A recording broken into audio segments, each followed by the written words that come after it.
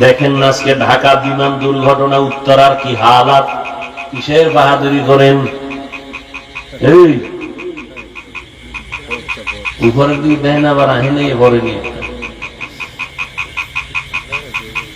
একটু ভাবেন তো 1 মিনিট। বিমান কই, স্কুল কই? ওরা জীবনে কোনোদিন স্বপ্নে কল্পনা করছে এই দুর্ঘটনা? ছোট ছোট বাচ্চাগুলো কোচিং করতেছিল, কই মা কই সন্তান, কান্না, কেউ লাশের অস্তিত্বই পায় না, কেউ চেহারাও চিনে না। আমি উত্তরা জুমা পড়াই, আমার প্রিয় একজন বন্ধু, আমি একটু আগে খোঁজ নিলাম, মা আসছে, মনে হয় আপনারা দেখছেন মিডিয়ায়, মা আসছে বাচ্চা নিতে, মা মরে গেছে, বাচ্চা বেঁচে আছে। কিসের বাহাদুরি করেন? বাসা পর্যন্ত যাওয়ার গ্যারান্টি নেই, আগামীকাল সকালবেলা ঘুম থেকে উঠবেন গ্যারান্টি আছে? কিসের বাহাদুরি করেন?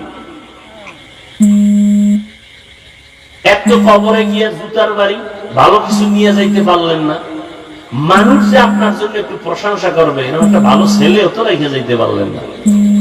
এমন একটা ছেলে রেখে যাইতেছেন, নিজেও অন্যায় করে আরো এলাকার আরো 10টাকে অন্যায়কারী বানায়। চরিত্র এত খারাপ, মুরব্বীর চোখে চোখ দিয়ে কথা বলে, আলেমের সামনে বেদবিমূলক কথা বলে। একটা ভালো ভদ্র ছেলে তো রেখে যেতে পারলেন না। আল্লাহর কাছে কি নিয়ে যাবেন আর এই মানুষের কাছে কি রেখে গেলেন? না ওই পারে শান্তি, না এই পারে শান্তি।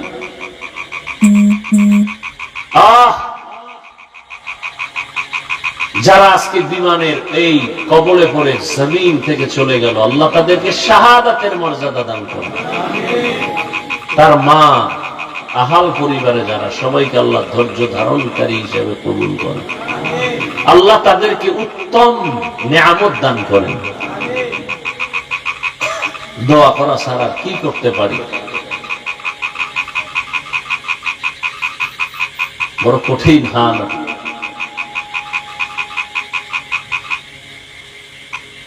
রহমতের নবী আসছেন, নবী দুনিয়ার জগতের জন্য রহমত। এমন 63 বছরের হায়াতের মাত্র 23 বছরের প্রেসক্রিপশন। কারণ রসুল 40 বছর পর্যন্ত কোনদিন কালেমার কথা বলেন নাই, রোজার কথা বলেন নাই, তেলাওয়াতের কথা বলেন নাই, জিকিরের কথা বলেন নাই, দান সৎকার কথা বলেন নাই।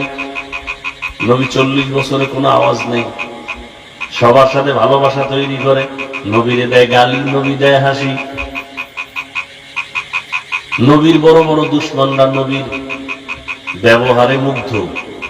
40-এর পরে আল্লাহর বিধান চলে আসলো, দাওয়াত শুরু হয়ে গেল। এমন এক প্রেসক্রিপশন আল্লাহ তৈরি করে দিলেন, এমন এক প্রেসক্রিপশন, কিয়ামত পর্যন্ত আজান হয়ে গেল। মসজিদে গিয়া ইমাম সাহেবকে বলি, ইমাম সাহেব আমি বড় খারাপ মানুষ, আপনারা জানেন সবাই, এখন আমার ভালো হওয়ার চিন্তা, আমি জীবনে কত মানুষের কল্লা ফালায় দিলাম, মায়ের কোল খালি করলাম, এখন এই অভিশাপ নিয়ে কবরে যেতে চাই না। মানুষ আমার সন্তানরে খারাপ বলবে, আমার আত্মীয় স্বজনকে খারাপ বলবে আমার কারণে। এবার ইমাম সাহেব বলে, আপনাকে পরামর্শ দিলাম, গভীর রাতে সব দরজা যখন বন্ধ, রহমতের দরজা খোলা, আপনি একটু আল্লাহর কাছে তওবার নিয়তে কান্না করবেন। আল্লাহর বান্দা পরামর্শ পাইয়া রাতের বেলা ঘরে চলে গেল, ঘুমায় না, ওযু বানাইয়া ঘরের অন্ধকার রুমের ভিতরে ভোর রাত্রে কান্না শুরু করেছে। ও আল্লাহ, তুমি আমারে মাফ করে দাও, তোমার দেওয়া সূর্যের আলো আমি ভোগ করেছি কিন্তু তোমার শুকর আদায় করি নাই, তোমার দেওয়া বাতাস ভোগ করেছি, তোমার শুকর আদায় করি নাই, তোমার দেওয়া নদীর মাছ খাইছি, শুকর আদায় করি নাই, তোমার দেওয়া জমিনের ফসল খেয়েছি, তোমার শুকর আদায় করি নাই। আজকে অনেক অনুতপ্ত হয়ে আসছি, আর গুনাহ করব না, হাতের গুনাহ করব না, জবানের গুনাহ করব না। আল্লাহর বান্দা এমন কান্না শুরু করেছে, গায়বী একটা আওয়াজ আসতেছে, গায়বী এক আওয়াজ, এই বান্দা কান্না করিস না, তোর নাম জাহান্নামীদের খাতায় লেখা, তুই কান্না করে লাভ নাই। আওয়াজটা কেমন যেন ঘরের সবাই শুনছে, বিবি এক সময় ডাক দিয়া কয়, ও স্বামী, তুমি আওয়াজ শুনো নাই? তোমার নাম জাহান্নামীদের খাতায়। কান্না করে লাভ কি? স্ত্রীর এই কথা শুনিয়া গুনাহগার বান্দা বলে, বিবি বলো, এই দরজা ছাড়া আর নতুন কোন দরওয়াজা আছে নাকি যেখানে গিয়া কান্না করলে ক্ষমা পাবো? স্ত্রী বলে, না, আর কোন দরওয়াজা নাই। আল্লাহর বান্দা বলে, বিবি, আমার এই দরজা ছাড়া যদি আর কোন দরওয়াজা না থাকে, আমার কাজ হলো কান্না করা। জীবনে তো গুনাহ কম করি নাই, আড্ডা কম দেই নাই, এখন শুধু কান্নাই করে যাব। জাহান্নামের খাতায় নাম লেখা থাকলে থাক, কান্না বন্ধ করব না। এই বলিয়া যখন আবার কান্না শুরু করেছেন, কিছুক্ষণ কান্নার পরে আবার একটা আওয়াজ আসছে, ও বান্দা, কান্না বন্ধ কর, তোর জীবনের সব গুনাহ মাফ করা হয়ে গেছে, তোর নামটা জান্নাতীদের খাতায় লেখা। আল্লাহর বান্দা কেমন যেন আরো কান্না বাড়ায় দিছে। বিবি ডাক দিয়া কয়, স্বামী, তোমার নাম তো জান্নাতি খাতায় উঠে গেছে, আর কান্না করে লাভ কি? এবার আল্লাহর বান্দা বলে, বিবি, আমি এতক্ষণ কান্না করছিলাম জাহান্নামের গরম আগুনের ভয়, আর এখন কান্না করতেছি, এতক্ষণ কান্নার পরে আমার বুঝ হয়ে গেছে, আরে আমার মাওলার কাছে কান্না বড় প্রিয় সম্পদ। এই জন্য আমি মাওলার মহব্বত আরো যেন বেড়ে যায়, এই মহব্বতে এখন কান্না করি। এতক্ষণ জাহান্নামের আযাবের ভয়ে কান্না করেছি, এখন আল্লাহর মহব্বতের জন্য কান্না করি। যত কাঁদবো তত মহব্বত বাড়বে। বাচ্চা মা মা কয়ে যত কান্না করে, প্রথমে বাচ্চা আম্মু কয়ে ডাকে, মা সাড়া দেয় না শুনে, তারপরও ডাকের সাড়া দেয় না। কেন? বাচ্চা যত বারবার ডাকবে তত মায়ের অন্তরে মায়া বাড়বে। বাচ্চা যত কান্নার আওয়াজ বাড়াবে, মায়ের অন্তরে তত মায়া বাড়বে। মা চায় বাচ্চা বেশি বেশি কাঁদুক, আমারে ডাকুক। আমি যদি এক ডাকে সাড়া দেই তো পারি, কিন্তু বাচ্চা তো আর ডাকবে না। মা বাপ সন্তানের মা ডাকে বড় মজা পায়, এই জন্য বারবার ডাক শুনতে চায়। ওই বান্দা বান্দির থেকে 99 গুণ মায়া আমার আল্লাহর বেশি। আমার আল্লাহ চায়, বান্দা তুই বারবার আমাকে আল্লাহ বলিয়া ডাক দিবি। আমি এজন্য বারবার চাই তুই ডাক দে। মাঝে মাঝে তুই কাঁদো না, ডাকো না, আমি মুসিবত দেই। এরে বান্দা, মুসিবতে পড়লে তুই আমাকে ডাকবি।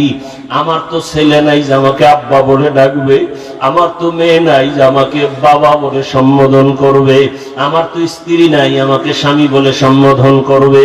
বরং আমি বড় আদর করে বানাইছি মানুষ। আমি মানুষ বানাইয়া মানুষের দিকে তাকায় থাকি, কখনো আমাকে আল্লাহ বলে ডাক দিবে। এরে বান্দা, তুই মাকে ডাকো, বাবাকে ডাকো, ভাইকে ডাকো, বোনকে ডাকো, সন্তানের গালে চুমা খাও। এরে বান্দা, সন্তানের চেহারা সুন্দর তো বানাইছি আমি। স্ত্রীকে দিয়ে কত মজা করো, ওই মজা তো দিলাম আমি। এত কিছু পাই, আজকে তুই আমারে ভুলিয়ে গেছো। ওরে একবার যদি কলিজা দিয়ে আল্লাহ বলে ডাক দিয়া বলতি, দয়ার মালিক, জীবনে নাফরমানি করিয়া জীবন নষ্ট করেছি, আর গুনাহ করব না, আমি আল্লাহ তোর জীবনের সব গুনাহগুলো মাফ করে দিতাম। বান্দা, গুনাহ করছো, তওবা করো। ও যুবক বাবারা, ও পর্দার আড়ালের মা বোনেরা, আপনার মতো মা পর্দা করে, নামাজ পড়ে, স্বামীর মাল হেফাজত করে, সন্তানটাকে আদর্শওয়ালা বানানোর মেহনত করে। ডাক্তার বানাবেন, কোরআন পড়নেওয়ালা বানান। ইঞ্জিনিয়ার বানাবেন, কোরআন পড়ায়া দেন। সন্তান ডাক্তার হলো, কোরআন পড়ে দোয়া করবে। ইঞ্জিনিয়ার হলো, কোরআন পড়ে দোয়া করবে। প্রফেসর হলো, কোরআন পড়ে পড়ে মা বাবার জন্য দোয়া করবে। আল্লাহর কাছে কান্না করে দোয়া করেন, আল্লাহ আদবওয়ালা বিনয়ী আদর্শবান সন্তানের মা বানাও, বাবা বানাও। মুরব্বীরাও তওবা করেন, যুবক বাবারাও তওবা করো। আর জীবনে নামাজ ছাড়বা না, দাড়ি কাটবা না, বেপরদায় চলবা না, মা বাবার সাথে বেয়াদবি করবা না, শিক্ষকের দোয়া নিয়া, উলামায়ে কেরামের পরামর্শ নিয়া, নবীর আদর্শ মেনে জীবন চালাইবা। আল্লাহ আমাদের সবাইকে খাঁটি তওবাওয়ালা জীবন দান করেন।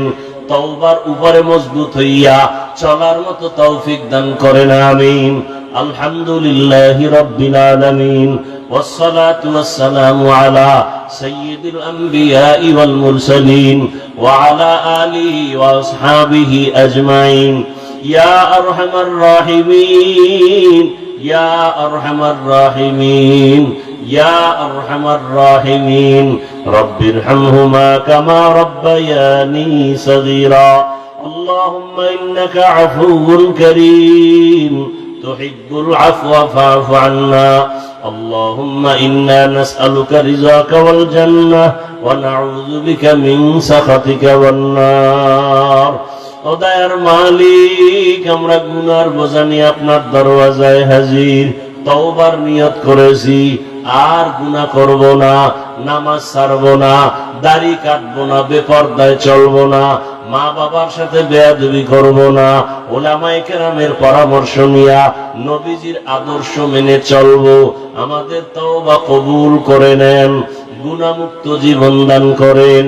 আয় আল্লাহ, মাহফিল কবুল করে নেন, মাদ্রাসা কবুল করে নেন, মসজিদ কবুল করে নেন, এলাকাবাসীকে কবুল করে নেন, দান সৎকা যারা করেছে কবুল করে নেন, ঘরে ঘরে শান্তি দান করেন, সারা দুনিয়াবাসীকে মাফ করে দেন, মুসলমানকে হেফাজত করেন। আয় আল্লাহ, জালেমের জুলুম থেকে হেফাজত করেন, বাংলাদেশ শান্তির দেশ বানায় দেন, জুলুম থেকে হেফাজত করেন, বাতিলের মোকাবেলায় বিজয় দান করেন, বাতিলকে বাতিলের দ্বারা দমন করে দেন। আয় আল্লাহ, মা বোনদেরে আবেদা পর্দাওয়ালা বানায় দেন, সন্তানগুলো নেককার বানায় দেন, ঘরে ঘরে সুন্নতের বাতি জ্বালায় দেন, নবীজির রওজা মুবারকে গিয়া সালাম দেওয়ার তৌফিক দান করেন, বাইতুল্লাহর গিলাফ ধরে লাব্বাইক বলার তৌফিক দান করেন। আয় আল্লাহ, প্রত্যেকের সন্তানকে দিনদার বানায় দেন, লেখাপড়া যারা করে পরীক্ষার্থী কামিয়াবি দান করেন। আয় আল্লাহ, গুলো ছিল চরিত্রহীন, লম্পট। কেমন লম্পট, কেমন চরিত্রহীন! পৃথিবীতে ওই সময় তাদের মতো চরিত্রহীন পৃথিবীতে আর কোথাও ছিল না। মক্কার মানুষ যে এত খারাপ ছিল, কত খারাপ!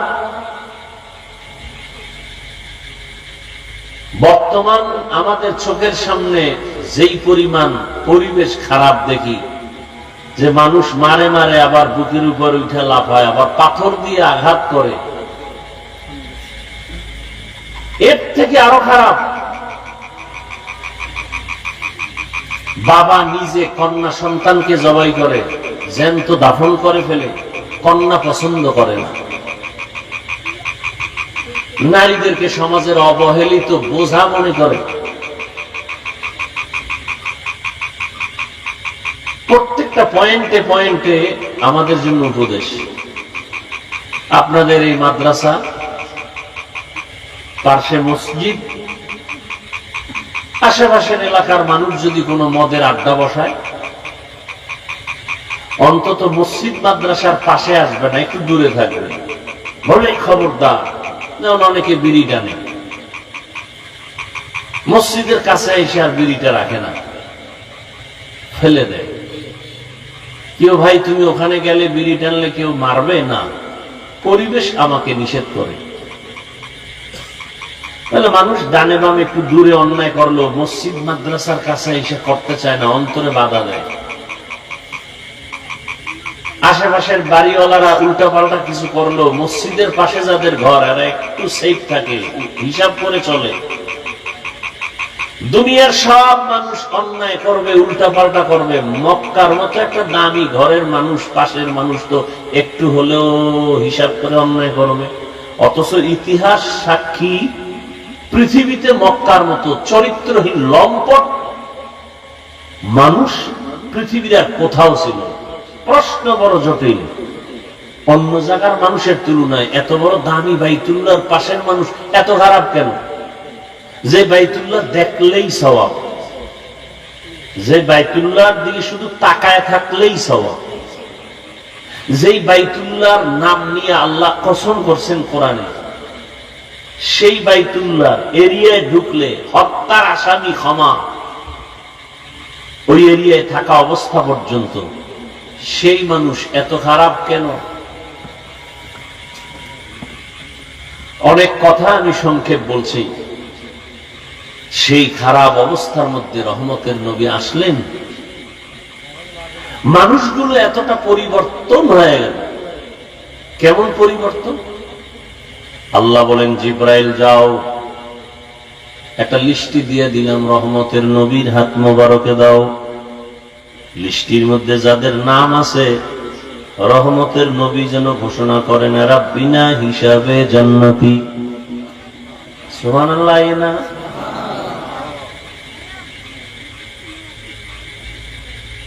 যেই মানুষগুলো এত খারাপ ছিল, আল্লাহ তাদেরকে দুনিয়াতে জিন্দা অবস্থায় জান্নাতের টিকিট পাঠিয়ে দিয়েছেন। কতজন? কথা বলেন না কেন ভাই? আপনারা ওয়াজ মাহফিল শুনেন না? কি ওয়াজ শুনেন? বক্তা বুঝলে যাইবার আপনারা বিড়ি টানবেন, মেল বয়ে বয়ে গল্প করবেন, বক্তারে লাগাই দিয়ে।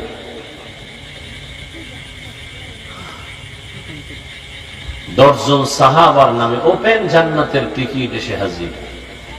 এ কথাটা কোনদিন আপনারা শুনছেন? তাহলে বলেন তো, প্রথম 10 জনার প্রথম কে? বলেন। দ্বিতীয় কে? কষ্ট হয় নামগুলো বলতে। তৃতীয় কে? চতুর্থ কে? আলী আপনার ছোট ভাই। সুন্দর করে নামগুলো বলবে। এই যে কি বলবো, কথায় অন্যদিকে যায়। মুহররম মাস চলতেছে, কারবালার ঘটনা মসজিদের মাইকে বাজতেছে পুরা মাস। অথচ আমার দুঃখ লাগে, কারবালার ঘটনার মূল ব্যক্তিটার নাম পর্যন্ত সুন্দর করে বলতে পারে না। নাম হলো হোসাইন রাদিয়াল্লাহু আনহু। রাদিয়াল্লাহ তো পরে, হোসাইন নামটাও কইতে পারে না। হোসেন হোসেন হোসেন নাম, হোসেন ছোট ভাই। অন্যায় করলে দোষ নাই, আমি ধরায় দেই কেন? আমার দোষ। এই যে অন্যায় করতেছে এটা দোষের না, আমি ধরায় দেওয়াটা এটা দোষ।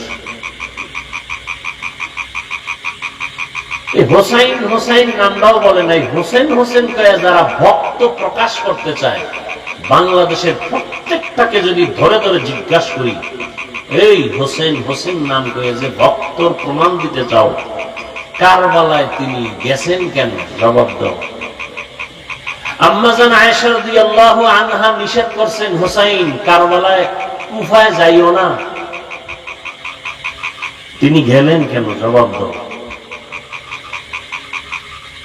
একটা হোসেন নামই বলতে পারেনি, ভক্তরা বলতে পারবে না কেন গেছেন। কেউ বলতে পারবে না কেন গেছেন। রসুলের ইন্তেকালের 61 বছর প্লাস এরপরে কারবালার ঘটনা ঘটল। 61 বছর প্লাস।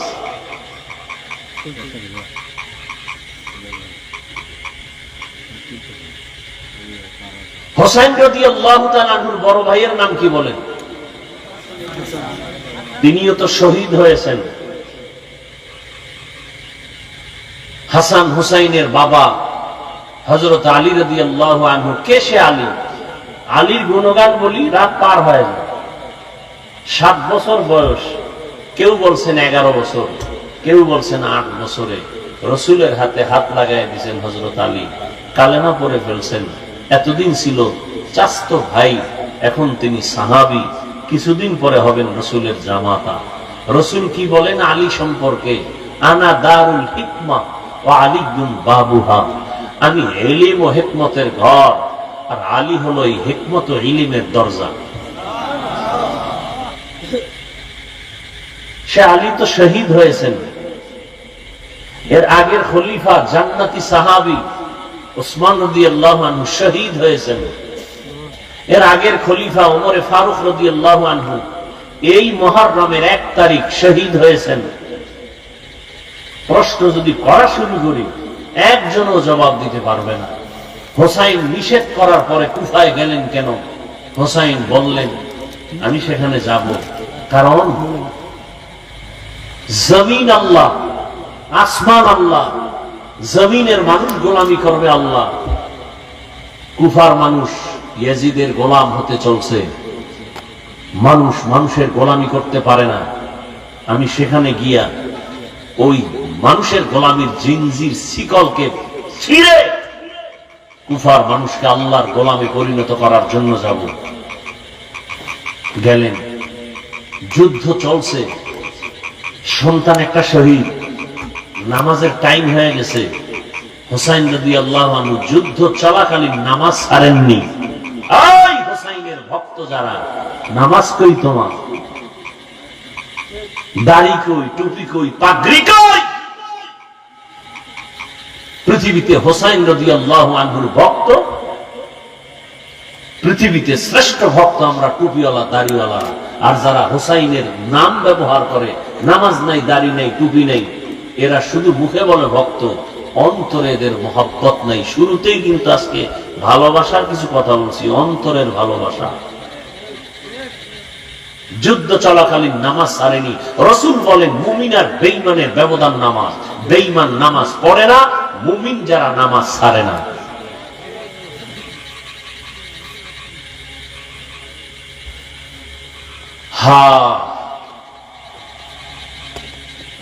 রহমতের নবী আসলেন, রাসূলের আদর্শ যখন গ্রহণ করলো, সেই খারাপ মানুষগুলো এখন এতটা দামি।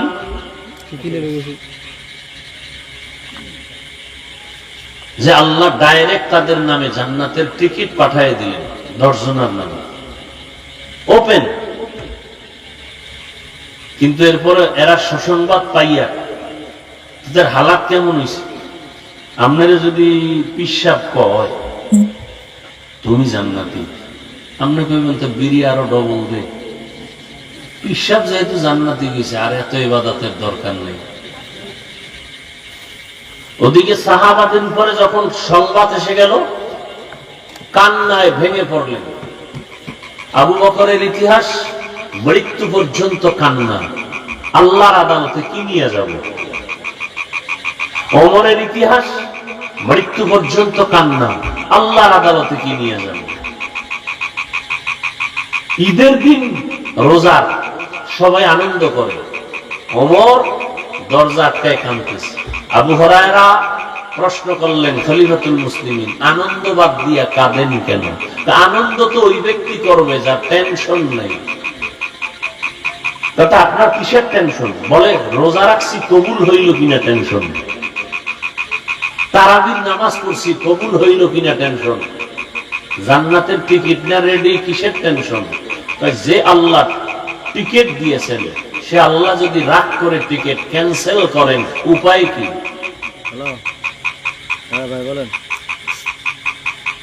আশেকে রাসূল তো তারা, গলায় ছুরি আসবে, দাড়ির মধ্যে অস্ত্র লাগবে না, এরা তো আশেকে রাসূল। ওমরকে জিজ্ঞাসা করেন, নবীজি, ওমর আমাকে আপনি ভালোবাসেন? বলে হ্যাঁ। কি পরিমাণ? কি পরিমাণ ভালোবাসতে হবে? আপনার পরিবার কাহা এর থেকে বেশি, আপনার জীবন থেকে বেশি? না না না না না। নবীজি বললেন, আপনি পূর্ণ মুমিন হতে পারেন না, জীবন থেকেও বেশি আমাকে ভালোবাসতে হবে। রাসূল বলতে দেরি, ওমর বিদ্যুতের গতিতে বলে, আল্লাহর জাতের কসম, আমি আমার জীবন থেকে বেশি আপনাকে মহব্বত করি। নবীজি বললেন, আপনি এখন কামেল মুমিন হয়ে গেলেন। নবীজি বলেন, আকাশে তাকায় দেখো, অগণিত তারকা, গণনা করা যায় না। আমার ওমরের আমল তারকার থেকেও বেশি, গণনা করা যায় না। সেই ওমর ঈদের দিন কান্না করে, তারাবি কবুল হইল কিনা টেনশন, কোরআন খতম করেছি কবুল হইল কিনা টেনশন। আর আপনি সারা জিন্দেগিতে কোরআন শরীফ ধরেনি না, আপনার টেনশনই নেই।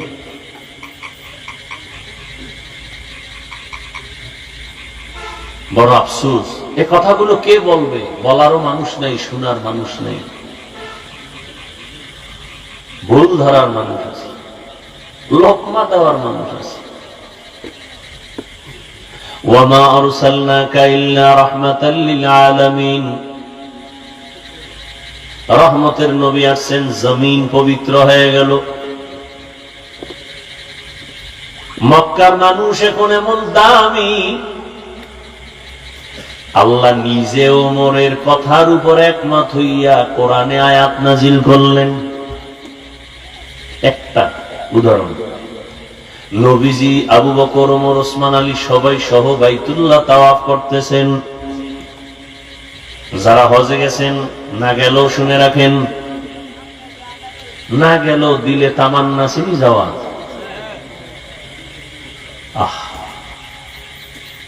আল্লাহ সবাইকে কবুল করেন। রহমতের নবী বাইতুল্লাহ তাওয়াফ করলেন। তাওয়াফ করার পরে 7টা চক্কর দিয়া 2 রাকাত নামাজ পড়তে হয়। তাওয়াফের নামাজ ওয়াজিব। নবী তাওয়াফ করলেন, কিন্তু নামাজ যে পড়বেন কোথায় পড়বেন? রহমতের নবী বললেই তো হয়ে যায়, রবের সাথে তার ডাইরেক্ট কানেকশন, কিন্তু নবী আর বড় সাহাবাদের পরামর্শ সারা সিদ্ধান্ত নেন না। সাহাবায়ে কেরাম আপনারা পরামর্শ দেন, তাওয়াফের নামাজ কই পড়ি? কেউ বলেন ইয়া রাসূলুল্লাহ বাইতুল্লাহর দরওয়াজা বরাবর 2 রাকাত নামাজ পড়ি। আর একজন সাহাবী বলেন জমজম কূপের নিচে 2 রাকাত নামাজ পড়ি। আর একজন বললেন হাতিমে কাবার কাছে পড়ি। ওমর বললেন ইয়া রাসূলুল্লাহ ইব্রাহিম নবী যেই পাথরের উপরে দাঁড়াইয়া বাইতুল্লাহ নির্মাণ করছেন, ইসমাইল সন্তান সহ, ওটাকে মাকাম ইব্রাহিমী বলে। আমার মন বলে আপনি মাকাম ইব্রাহিমের বরাবর পেছনে 2 রাকাত নামাজ আদায় করেন। পরামর্শ শেষ। নবী এখন বললেই তো হয়, আমার সিদ্ধান্ত এটা। নবী বলেন না, চুপ করে বসে আছেন। আসমান থেকে ফয়সালা আসবে। হঠাৎ করে জিব্রাইল আসছেন। জিব্রাইল এসে সালাম দিয়ে কয় ইয়া রাসূলুল্লাহ, আল্লাহ সালাম দিয়া সুসংবাদ দিছেন, ওমরে যেটা বলছেন আল্লাহ তা মেনে নিয়েছেন, আপনাকেও মানতে বলেছেন। সুবহানাল্লাহ বলবেন না?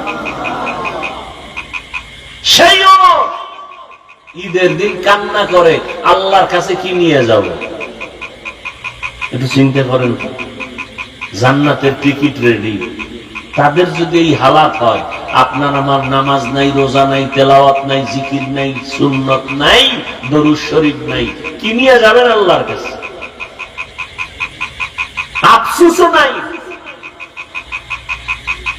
এ বয়ানের পরই রাস্তায় বেরিয়ে ঠান্ডা। ফজর পরে নাই আশেকে রাসূল, জহুর পরে নাই আশেকে রাসূল, মাগরিব পরে নাই, এশা পরে নাই আশেকে রাসূল। ঘরে গিয়া জেনা করবে, জেনা। মোবাইল হাতে নিয়ে সারা রাত চোখের জেনা, জবানের জেনা, কানের জেনা, হাতের জেনা। মোবাইলে শুধু জেনা চলবে, সারা রাত ঘরে ঘরে, রুমে রুমে জেনা। রাগ করতেছেন? আরে মেয়ে, আমরা এই কথাগুলো আপনাদের না শুনাইলে শোনাবে না তো কেউ। দেখেন না আজকে ঢাকা বিমান দুর্ঘটনা, উত্তরার কি হালাত। কিসের বাহাদুরি করেন? এই উপরের দিকে দেন, আবার আহেনে ভরে নিয়ে। একটু ভাবেন তো 1 মিনিট। বিমান কই, স্কুল কই? ওরা জীবনে কোনোদিন স্বপ্নে কল্পনা করছে এই দুর্ঘটনা?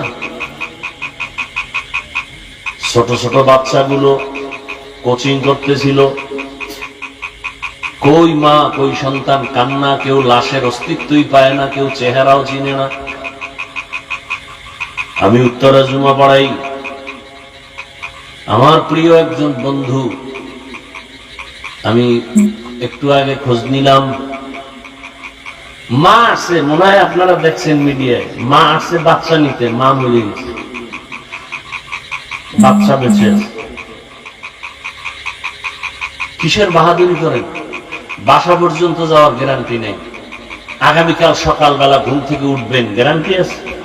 কিসের বাহাদুরি করেন? এত কবরে গিয়ে জুতার বাড়ি, ভালো কিছু নিয়ে যাইতে পারলেন না। মানুষ যে আপনার জন্য একটু প্রশংসা করবে, এরকম একটা ভালো ছেলেও তো রেখে যাইতে পারলেন না। এমন একটা ছেলে রেখে যাইতেছেন, নিজেও অন্যায় করে, আরো এলাকার আরো 10টাকে অন্যায়কারী বানায়। চরিত্র এত খারাপ।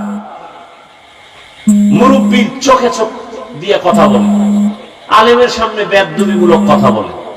এটা ভালো ভদ্র ছেলে তো রেখে যেতে পারলেন না, আল্লাহর কাছে কি নিয়ে যাবেন আর এই মানুষের কাছে কি রেখে গেলেন? না ওই পারে শান্তি, না এই পারে শান্তি।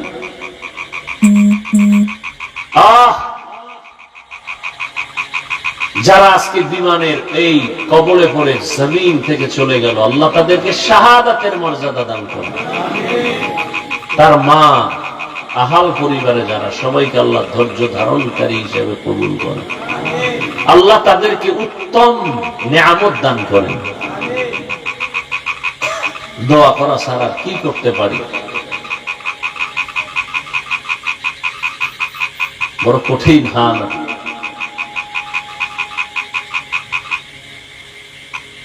রহমতের নবী আসছেন।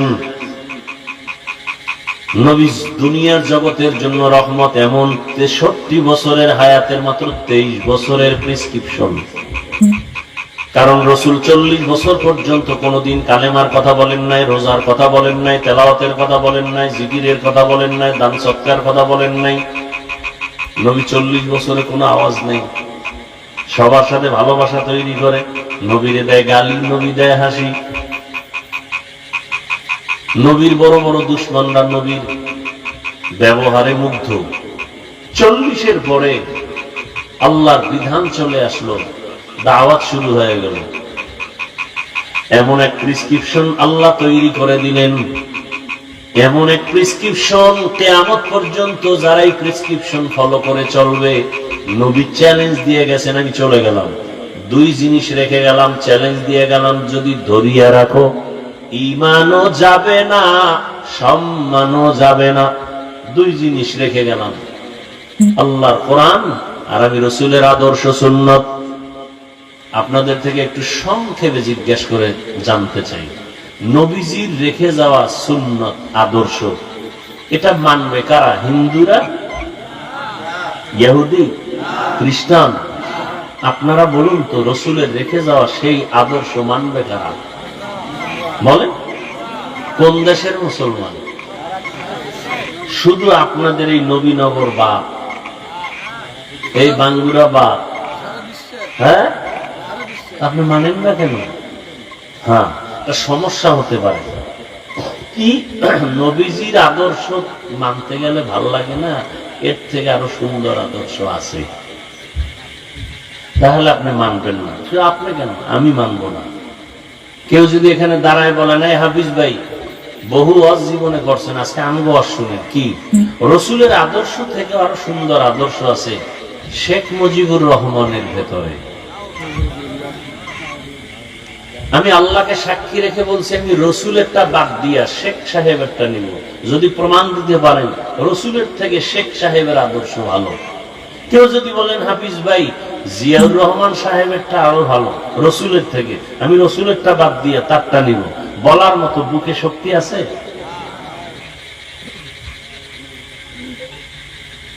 বরং আমি কি বলি, এ দুনিয়াতে রসুলের আদর্শ বাদ দিয়ে নতুন আদর্শ বাজারজাত করছে আর বুঝাইছে মোহাম্মদেরটা থেকে আমগোটা ভালো। বল কে তুমি? আমি আব্রাহাম লিঙ্কন। আর একজন দাঁড়ায় বলে আমি প্লেটো, আর একজন বলে আমি মাও সেতুন, আর একজন বলে আমি কালমার্স, আর একজন বলে আমি লেনিন। আমার আদর্শ গ্রহণ করো।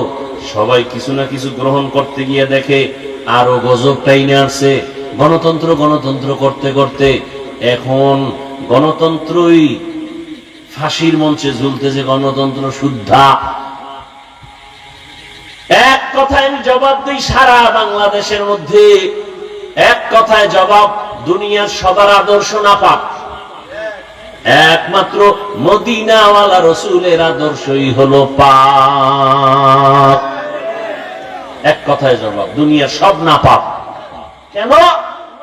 যাদের আদর্শ স্লোগান দাও ওরা নিজেরাই নাপাক।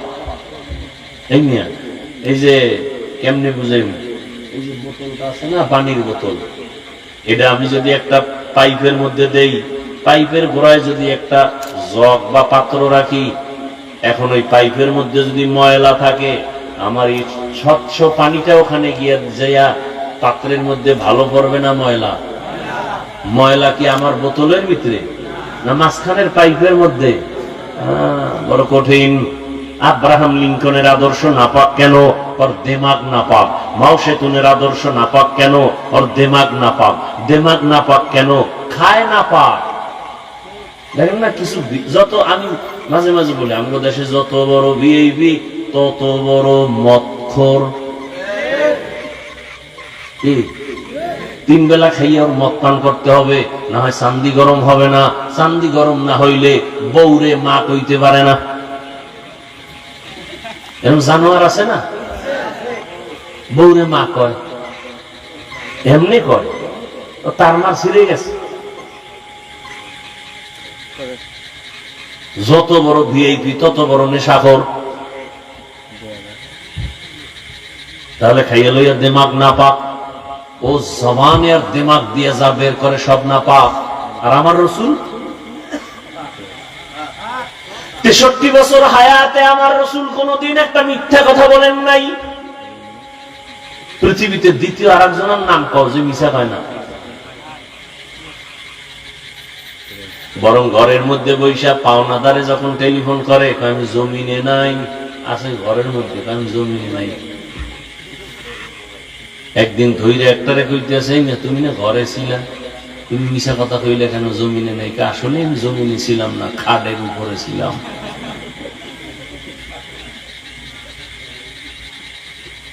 রহমতের নবী জীবনে একটা মিথ্যা কথা বলেন নাই, কোনদিন ভুলেও কাউকে একটা গালি দেন নাই। হাজারো গালি শুনছেন, গালির জবাবও দেন নাই।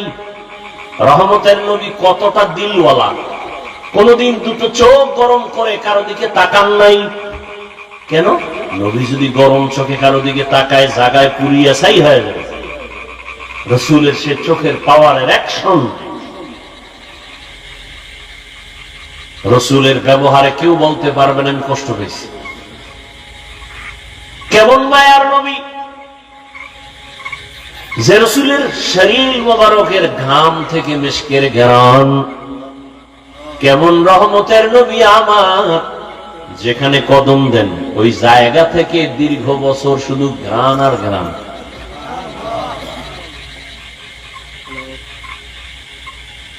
কেমন মায়ার নবী, কেমন দয়ার নবী।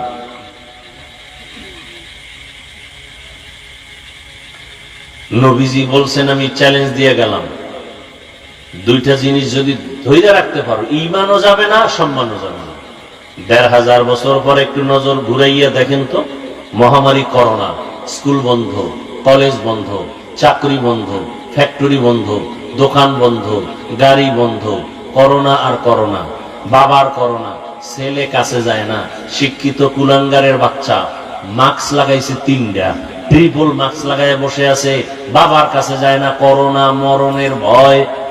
সেই সময় ওই করোনার লাশগুলো আমার দেশের টুপিওয়ালা ওলামায়ে কেরাম নিজেরা কাঁধে নিছেন, গোসল করাইছেন, কাফন পরাইছেন, জানাজা পড়াইয়া ওলামায়ে কেরাম তাদেরকে কবরে রাখছেন। একজন টুপিওয়ালাও করোনায় মরে নাই।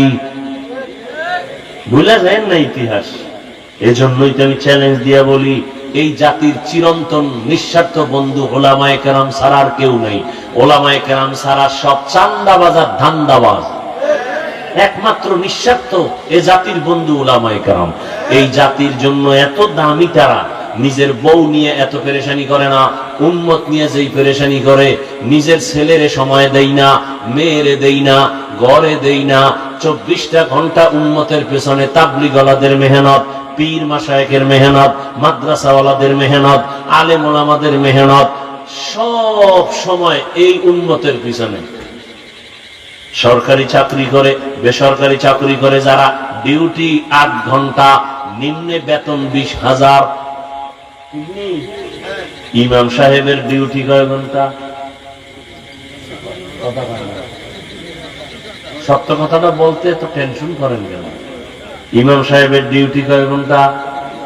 24 ঘন্টা, বেতন কত? ওই যে পাথর মারছে এগোছেও তো এগো অন্যায় আরো মারাত্মক। 8 ঘন্টা ডিউটি, 20,000 টাকা বেতন, টেবিলের তলে আরো কত মুক্তা টুক্তা তো পায়। আর 24 ঘন্টা ডিউটি, বেতন দেয় 5,000 6,000, তাও ধমক কি? একক তো নামাজ না পড়েন ইমামের উপরে রিমান্ড শুরু হয়ে যায়। রিমান্ড গেছিলেন কই? এরকম বেয়াদব আছে না নাই? আল্লাহ হেদায়েত দান করুন। এরপরেও কোন আলেম কোন ইমাম গালি দেয় না, বরদোয়া করে না, কলিজা ভরে দোয়া করে। কেন? ওই রহমতের নবীর আদর্শের দিলটা বড়, এই জন্য যত গালি দেয় জবাব দেয় না, বরং দোয়া করে, হে আল্লাহ এলাকায় শান্তি দাও, কবর আল্লাহদের জান্নাত দাও, ব্যবসা চাকরি যারা করে বরকত দাও, অসুস্থ রোগীদের সুস্থ বানাও, দোয়াই করে। এরপরও ঘুরে ফিরে আলেমের উপরে দোষ, আলেম ভালো না ভালো না বলতে বলতে বলতে বলতে বলতে বলতে শেষ পর্যন্ত নিজের অস্তিত্ব শেষ। এরপরও ঘাড় সোজা হয় না। রহমতের নবীর আদর্শ, নবী বলেন ধরে রাখো, ইমান যাবে না, সম্মানও যাবে না। চেয়ারম্যানের চেয়ারের মেয়াদ শেষ, এমপি সাহেবের মেয়াদ শেষ, রসুলের আদর্শওয়ালাদের চেয়ারের কোন মেয়াদই নেই। আছে? এমনকি চেয়ারের কোন মেয়াদ আছে? সম্মান আর সম্মান, টাকা দিয়ে সম্মান কিনা যায় না। অতএব আমি বলবো, বাবা সারা রাত বয়ান শুনে কি লাভ হবে যদি ফজরের নামাজ ঠিক মতো না হয়? রহমতের নবী বলেন, এ উম্মত, এশার নামাজ পড়ে যদি ঘুমাও, আবার ঘুম থেকে উঠিয়া যদি ফজরের নামাজ আদায় করো, ঘুমাইয়া যে সময় কাটাইছো ওই সময়টাও ইবাদতে লেখা হবে।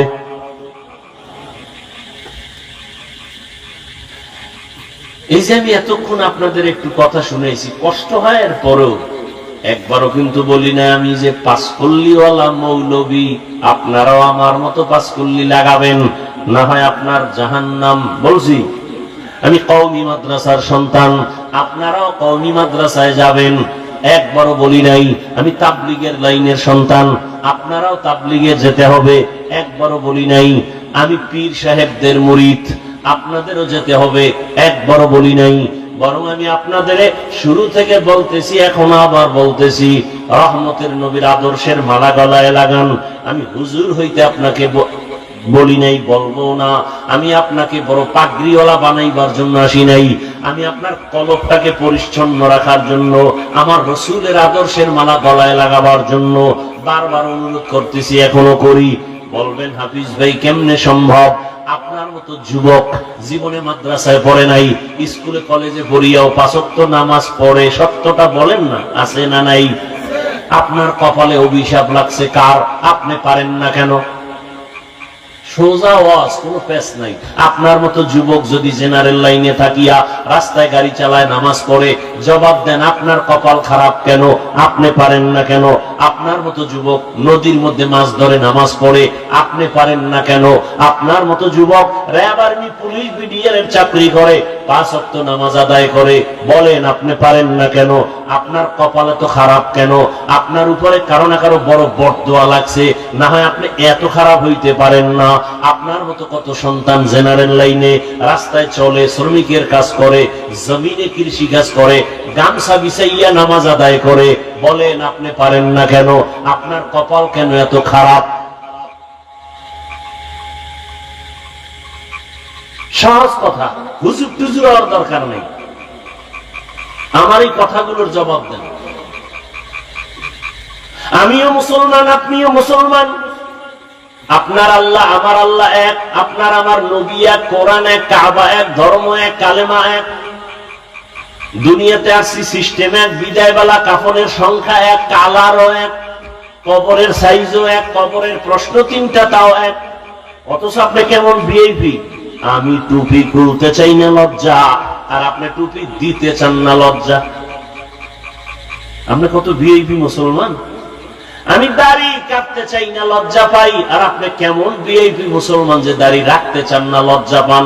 আপনাকে দাড়ির জন্য কত বয়ান দিতে হয়, এরপরও রাখতে চান না। নামাজের জন্য কত বয়ান দিতে হয়, নামাজ পড়তে চান না। তাহলে আপনি কোন লাইনের মুসলমান, আমি কোন লাইনের মুসলমান? আসলে কি আমি ভুলে আছি নাকি আপনারা ভুলে আছেন? হিসাবটা তাড়াতাড়ি মিলায় নেন, আগামীকাল এই টাইমে বেঁচে থাকার গ্যারান্টি নাই। আরে মনের শখ মিটায় গুনাহ তো কম করেন নাই। মনে চাইছে, শখ লাগছে পার্কে যাবেন, মনে শখ লাগছে মাইয়া নিয়ে আড্ডা দিবেন, দিছেন। মনে শখ লাগছে নামাজে যাবেন না, যান নাই। মনে শখ লাগছে দাড়ি কাটবো, কেটে ফেলেছেন। আর কত শখ, এখনো কি শখ মিটে নাই? আর কত বছর দাড়ি কাটলে শখ মিটবে? আর কত বছর মাইয়ার চরিত্র নষ্ট করলে শখ মিটবে? আর কত বছর পার্কে পার্কে গুন্ডামি করলে মনের জাল মিটবে? এরপরে তওবা করবেন। হায়াতের বাকি কত বলেন? ও পর্দার আড়ালের মা বোনেরা, আপনার মতো কত মা কত বোন এই অঞ্চলে আছে, এখনো 5 ওয়াক্ত নামাজ পড়ে, স্বামীর মাল হেফাজত করে, মোবাইলে সময় নষ্ট করে না, নাই? বাকি আম্মা জানেরা বলেন, আপনারা কেন পারেন না? কপাল কেন এত খারাপ? আল্লাহর আদালতে কি নিয়ে যাবেন? রহমতের নবী উম্মতি উম্মতি করে জীবন কাটাইলেন, কিয়ামতের ময়দানে উম্মতের জন্য কান্না করবেন। আর সে উম্মতের অন্তরে কোনো দরদি নাই। ও যুবক বাবা, মনের জাল মিটায় তো গুনাহ কম করলেন না। বাবার কাছে গিয়ে একটা টাকা দাও, মোবাইল কিনবো, দেয় না, বাবারে মাইরে ফেলায়। মায়ের কাছে টাকা চায়, না দিলে মায়ের উপরে গালি, কত ঝগড়া, কত বেয়াদবি। রসুলের আদর্শ ছাড়াই জমিনে শান্তি আসবে না, যতই চালাকি করেন। ইসলাম ছাড়াই জমিনে শান্তি আসবে না। শিয়ালের হাতে মুরগি আমানত দিয়া আমানত থাকে না, শিয়ালে সব ধ্বংস করে। দুর্নীতিবাজ, চান্দাবাজ আর ধান্দাবাজ যারা, চরিত্রহীনের কাছে যদি মাদ্রাসা মসজিদের চাবি দেন, জাতির ভাগ্য নির্ণয়ের চাবি দিয়ে দেন, জীবনে জাতির কপাল খুলবে না,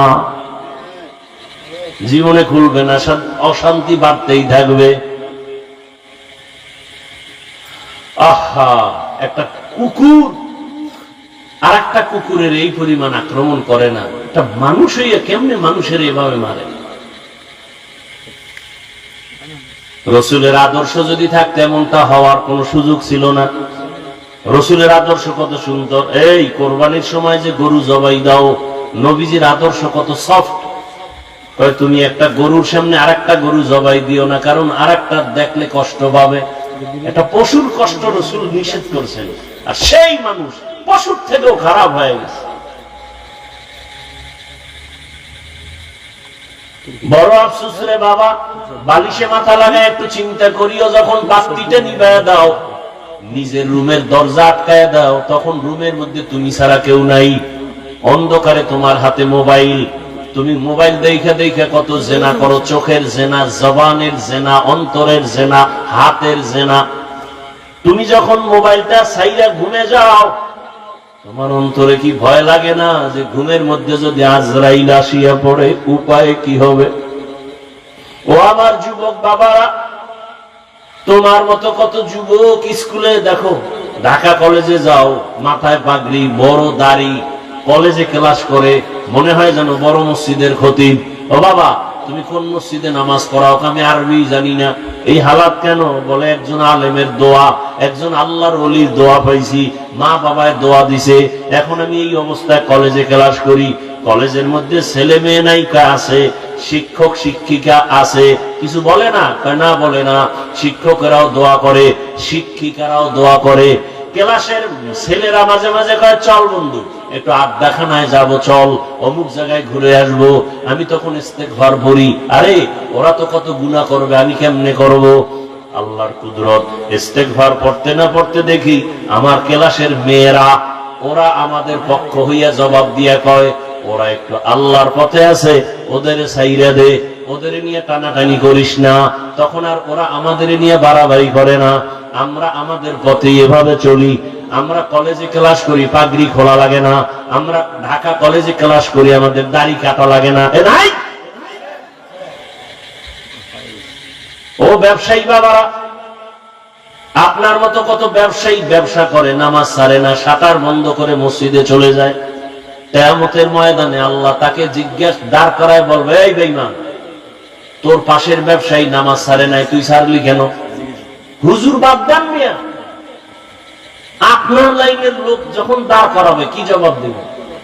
আপনার পাশের ব্যবসায়ী নামাজ পড়ছে, ব্যবসা করছে, আপনি পারলেন না কেন? কি জবাব দিবেন আল্লাহর কাছে? সাহাবায়ে কেরাম এত সুন্দর আমল, এত সুন্দর তাকওয়া, যাদের উপরে আল্লাহ খুশি হইয়া জান্নাতের টিকিট দিয়ে দিলেন, তারা এরপরও কান্না করেছেন। আবু বকরের কান্না, ওমরের কান্না, ওসমানের কান্না, আলীর কান্না। আরে হোসাইন রাদিয়াল্লাহু আনহু রাসূলের কত আদরের। একদিন বাবা হযরত আলীকে বলে, হে আব্বু, আপনি আমি হোসাইনকে ভালোবাসেন? হযরত আলী হ্যাঁ বাসি। আমার বড় ভাই হাসান রে ভালোবাসেননি? বাসি। আমার আম্মু ফাতেমারে ভালোবাসেননি? বাসি। আমার নানাজিরে ভালোবাসেননি? হ। আল্লাহরে? আল্লাহরও বলেন। আব্বু আপনার অন্তর কয়টা? কয়েকটা। এক অন্তরে এতজনের ভালোবাসার মানে কি? অন্তর একটা, জায়গা দিচ্ছেন কতজন? বড় কঠিন হালাত। ও আমার যুবক বাবারা, চোখের সামনে দেখায় দিলাম, আমরা রসুলের আদর্শ মানতে গিয়ে টুপি পরছি, কোন পিসাবের গোলামি করি না, আমরা কোন পীরের গোলামি করি না, রসুলের আদর্শর মহব্বতে দাঁড়িয়ে রাখছি, কোন পিসাবের কথায় দাঁড়িয়ে রাখি না। বরং রসুলের মহব্বত এতটা অন্তরে ঢুকাইছি যে দাড়ি, টুপি, পাগড়ি রসুলের আদর্শের বাইরে পিসাব যদি যায়, পিসাব তালাক। আমার রসুল আসল। কি? আমার রসুল আসল। আমার রসুলের আসল মাইনা পীর। আমার রসুলকে ঠিক রেখা মা, আমার রসুলকে ঠিক রেখা বাবা, আমার রসুলকে ঠিক রেখা আমার আউলিয়া, আমার রসুলকে ঠিক রেখা আমার ওস্তাদ। আমার রসুলের যে ঠিক রাখবে না, সে আমার আপন হতে পারে না। সোজা কথা। কই রসুলের আদর্শ মানার কারণে সম্মান তো কমে নাই। রসুলের আদর্শ মানার কারণে আমগত মানুষ চেয়ারম্যানের চেয়ারের মেয়াদ শেষ, আমগত মেয়াদ শেষ নাই, বরং সম্মান আর সম্মান। করোনার সময় সব বন্ধ, কোরআনের একটা ফ্যাক্টরিও বন্ধ হয় নাই, মাদ্রাসাও বন্ধ হয় নাই, মসজিদ বন্ধ হয় নাই, না খাইয়া কোনো হুজুরেরাও মরে নাই। বরং কই কোটিপতিরা, ব্যাংকে টাকার অভাব নাই, কপাল খারাপ, নিজেও খাইতে পারলা না, বউ খাইতে পারে না, মাইয়া ফোলারাও খাইতে পারে না, এর সেই রিক্সা চালাইয়া মর। এ টাকার মাস্তানি করে লাভ কি? 10 তলা বিল্ডিং কইরা জঙ্গলে জঙ্গলে ঘুরতেছে, কেমন সান কপাল। ওই বিল্ডিং এ গিয়ে আরামে ঘুমাইতে পারবে না। এর সে খেরের ঘরে ডাল ভর্তা দিয়ে খাইয়ে ঘুমানো অনেক শান্তি। দুনিয়া দুনিয়া কি পাইলে বাবা? যারা দুনিয়া দুনিয়া করে এরা দুনিয়াও পায় না, আখিরাতও পাইল না, সব শেষ। এখনো সময় আছে। আল্লাহ কয়, আমি তো দরজা বন্ধ করি নাই। وَإِذَا سَأَلَكَ عِبَادِي عَنِّي فَإِنِّي قَرِيبٌ أُجِيبُ دَعْوَةَ الدَّاعِ إِذَا دَعَانِ فَلْيَسْتَجِيبُوا لِي وَلْيُؤْمِنُوا بِي لَعَلَّهُمْ يَرْشُدُونَ। ও বান্দা, তুই আমারে কোথায় তালাশ করো? আরে তুই তালাশ করো ফজরের সময়, জোহরের সময়, আসরের সময়, মাগরিবের সময়, এশার সময়। কিন্তু আমি মাওলা তালাশ করি এমন এক টাইম, যে সময় আসমান নীরব, জমিন নীরব, গাছের পাখি ঘুমায়, নদীর মাছ ঘুমায়, ঘরের সবাই ঘুমায় যায়। ওই সময় আমি আল্লাহ আমার মহব্বতের বান্দাকে তওবার দরজা দিয়ে ডাকি, আলা মিন মুস্তাগফিরিন ফাগফির আলা, আলা মিন মুস্তারজিকিন ফারজুকা। এ গুনাহগারেরা, 50 বছর লাগায় গুনাহ করেছো, বিশাল এক পাহাড় বানাইছো, গুনাহের পাহাড়। হাতের গুনাহ, জবানের গুনাহ, অন্তরের গুনাহ, কানের গুনাহ, চোখের গুনাহ। আল্লাহ বলে, বান্দা তুই যদি বড় রাত্রে ওযু বানাইয়া মুহাব্বতের নজরে একটা ডাক দাও, আল্লাহুম্মা গফিরলি যুনুবি, আমি 50 বছরের গুনাহ তোর এক ডাকে মাফ করে দিব। আমি কতটা মায়া লইয়া বসে আছি। সন্তান যখন চোখের পানি ছাড়িয়া মাকে বলে, আম্মু আর অন্যায় করব না, মা তখন বলে, তোরে মাফ করে দিলাম। সন্তানের কান্নায় যদি মা বাবার অন্তরে মায়া বাড়ে, আমার মাওলার কুদরতি অন্তরে কেন বান্দার প্রতি মায়া বাড়বে না? এক আল্লাহর বান্দা জীবন ভর শুধু গুনাহ গুনাহ করিয়া জীবনটা নষ্ট করে ফেলেছে।